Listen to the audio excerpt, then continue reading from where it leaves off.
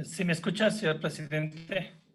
Asambleísta, buenas noches, le escuchamos. Buenas noches, señor presidente de la Asamblea Nacional, compañeros, asambleístas, pueblo ecuatoriano. Mi participación va a ser un poco corta y quisiera que el señor secretario solo me permita compartir dos láminas que necesito para explicar una información que cada vez se repite, cada vez indican y también ya se está convirtiendo una mentira en corrupción y a veces no se dan cuenta mucha de la gente que habla.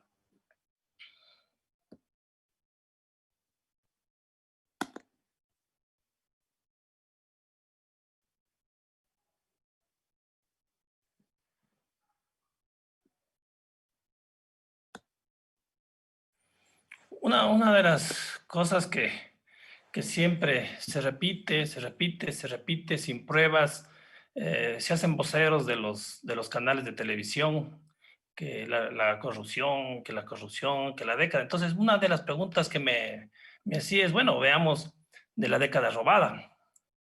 Veamos, comparemos dos décadas y veamos cuándo fue el peor momento del país en el tema de corrupción.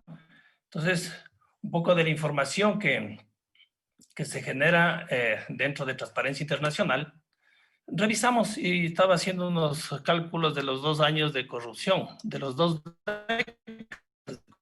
el, el 2009,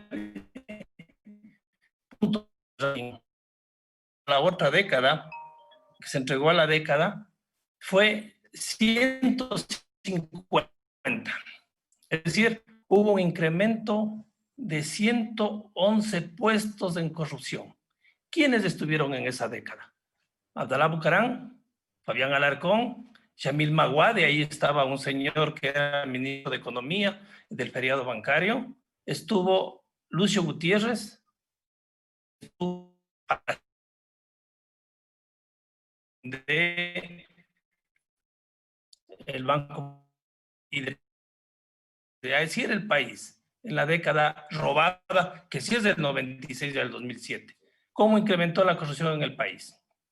Llega el 2007 y disminuye en 30 puntos hasta el 2016. Esto es lo que hizo la Revolución Ciudadana, disminuir la corrupción. ¿Qué quiere decir?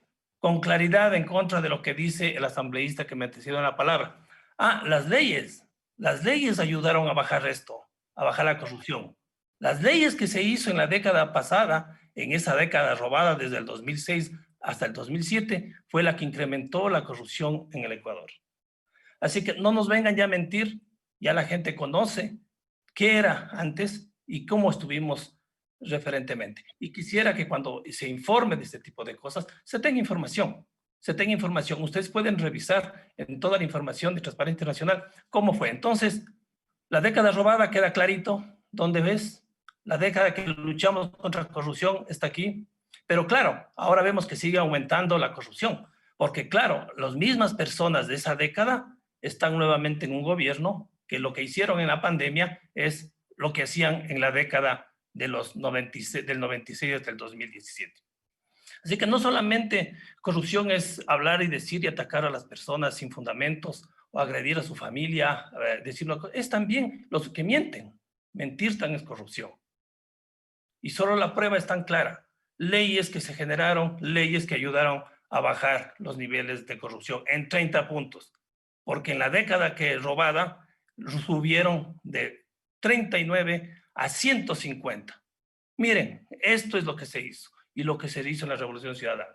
Entonces, hablemos con información, hablemos con datos, no nos llenemos la boca de cosas que no son. Yo creo que si vamos a generar unas leyes para poder seguir bajando esto y evitando que pase esto, con todo gusto estamos dispuestos porque el que nada hace, nada ha hecho mal, nada teme. Así que creo que hay que ir un poco ya trabajando y legislando de una forma honesta, transparente, técnica, muy con un apego mucho a las leyes y a la parte jurídica y no hacer populismo de insulto porque se llega a una elección. Así que ya sabemos, hoy ya está demostrado cuál fue la década robada y en esa década robada quiénes estuvieron en la presidencia de la República y quiénes eran los asesores económicos también. Muchas gracias.